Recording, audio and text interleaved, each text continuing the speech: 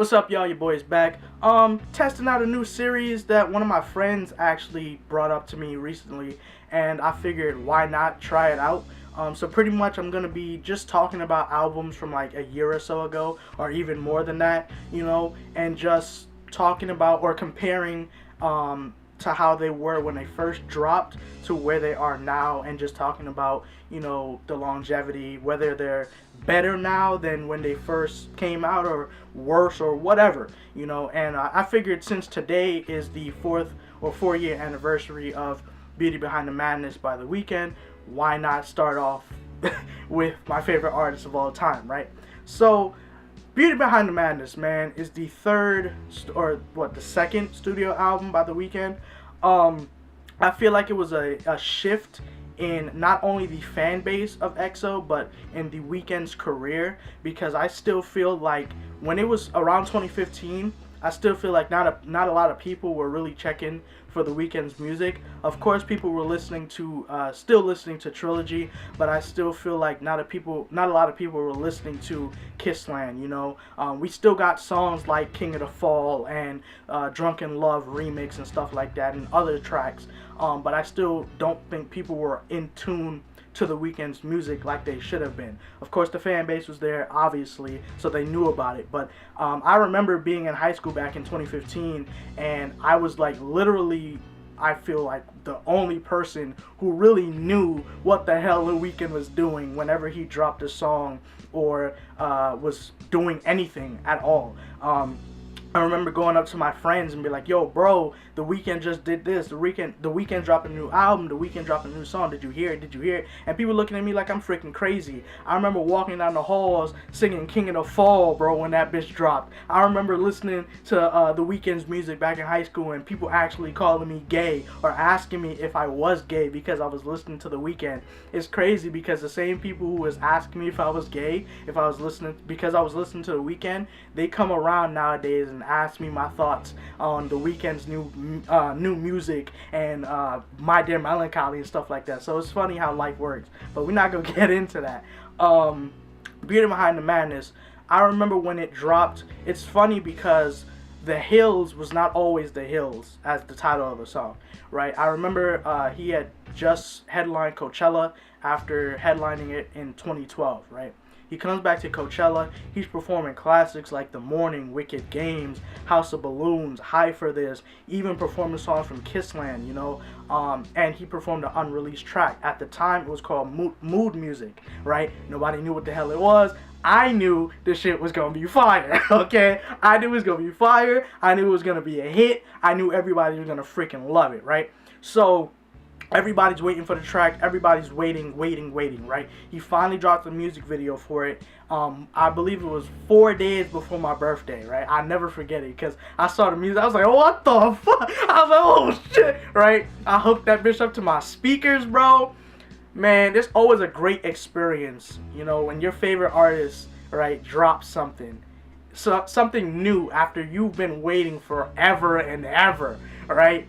And I never forget when The Hills dropped, man, and it was absolutely, when that bass dropped after the first verse, bro, oh man, bro. So anyways, after that, we eventually find out that the album is coming out August 28th, right?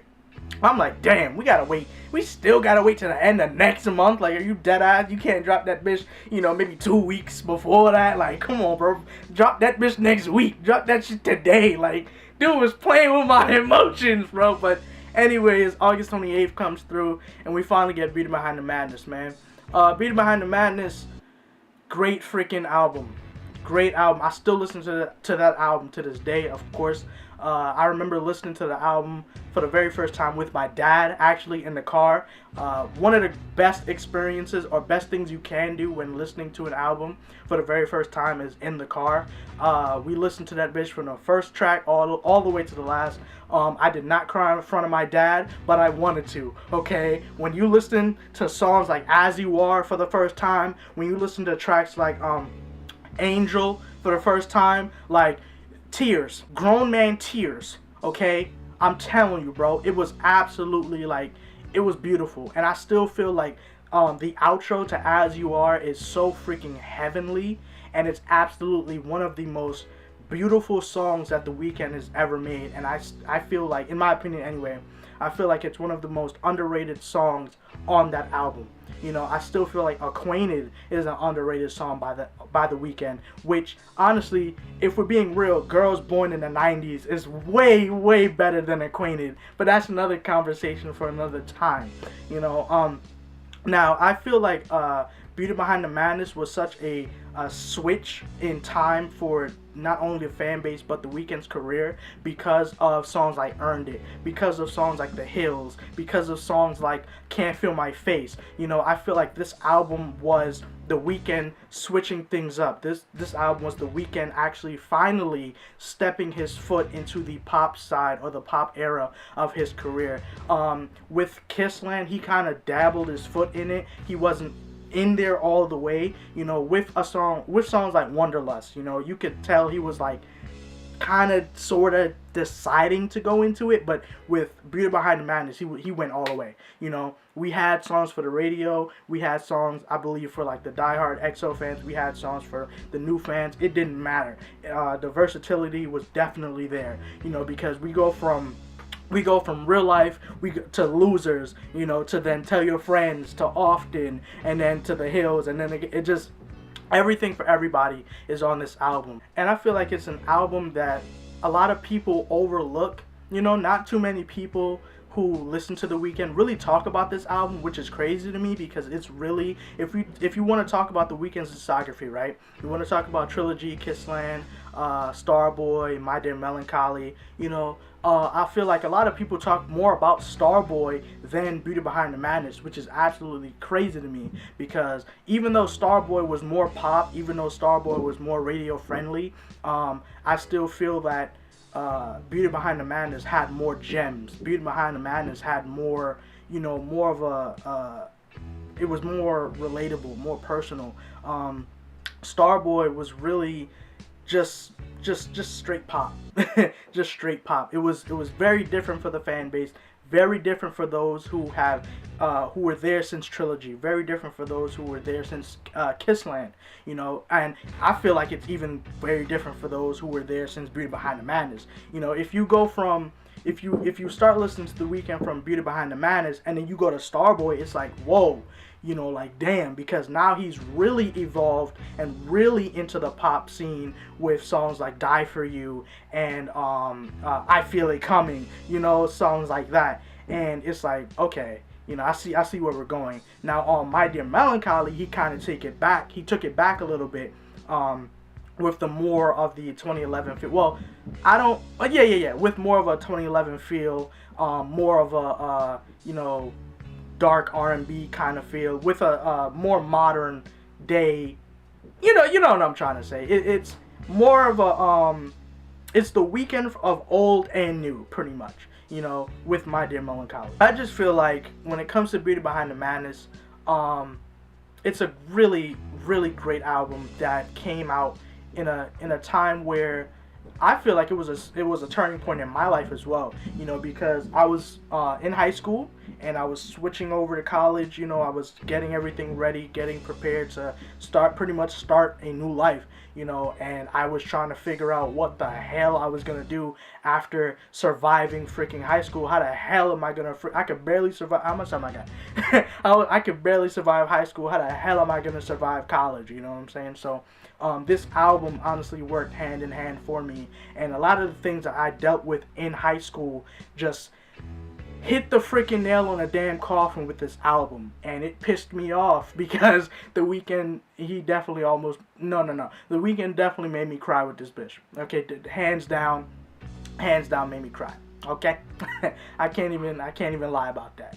But yeah, man, when it comes to Beauty Behind the Madness, it's really a beautiful piece of work that really switched everything around for The Weeknd's career, for the better, definitely for the better, because now everyone is expecting him to, I feel like it put more pressure on him to make music that is kind of sort of like Beauty Behind the Madness, or kind of sort of like Trilogy. But I feel like the core fans will be ready or willing to accept whatever he drops this year. I know he's coming out with music this year, right? This is a message to the diehard fans, the new fans, fans of EXO, period, right? When you have an artist like The Weeknd, you cannot rush greatness. I'm here to tell you, you cannot rush great music, you know. And I know a lot of people, me myself included, we can get impatient. We can sit here and see all these other artists dropping music, and then we're sitting here wondering where the hell our artist is at. You know, what is he doing? Why is he not dropping music? You know, but we have to take into account that he's dealing with his own things. He's trying to set things up to make sure that everything is right. You know, he could be dealing with stuff mentally. You never know what these artists go through behind closed doors. You know, so we have to take into account that whatever he comes out with, it's going to be great. Regardless, we know The Weeknd never fails when it comes to his own music, his own albums, his solo project, his solos. Did he disappoint with My Dear Melancholy? Come on, bro. Did he disappoint? No, he did not. And if you say he does, if you say he did, that's your opinion. I'm not here to debate with you. That's your opinion. All right. But I will say, no matter what, I will always support The Weeknd. The Weeknd will always be my favorite artist of all time. Always. And Beauty Behind the Madness just made me fall in love with his music and his creativity and his style and everything about the way he does things even more. And I was so happy for him in 2015 because he was finally getting that recognition and publicity that he so freaking deserved. He deserved it way before that, because if you think about it, bro. The Weeknd is responsible for a lot of, you know, artists that we have today when it comes to dark R&B, when it comes to a lot of people trying to be like mysterious and, you know, not wanting to really do interviews and stuff like that. When it comes to that mystery in their music, and, you know, that vulgarity in their music as well when it comes to R&B and stuff. And not just R&B, but I mean rap as well, you know. But again, another conversation for another time. All right, I'm gonna end off with Beauty Behind the Madness, a great body of work celebrating 4 years today. I hope you guys are blasting it. Y'all see it on my freaking, hold on. Y'all see it on the freaking wall right there. Y'all see that bitch? Pretty as hell, right? So I'm definitely gonna be blasting that bitch today, man. Y'all go ahead and check it out if you have not listened to that album already. I don't know what the hell you doing. I really don't. But as always, man, shout out EXO. If you guys enjoyed today's video, do make sure to leave a like. Don't forget to subscribe for more. As always, join the squad. Thank you for watching. I'm gonna catch y'all in the next one. Y'all let me know in the comments section what album do you want to see me talk about next, whether it came out a year ago, 5 years ago, 10 years ago. What album do you want to see me talk about and compare it to when it first dropped to, you know, now? Hit me up in the comments. You know I read them bitches. I'm gonna catch y'all next time. Peace.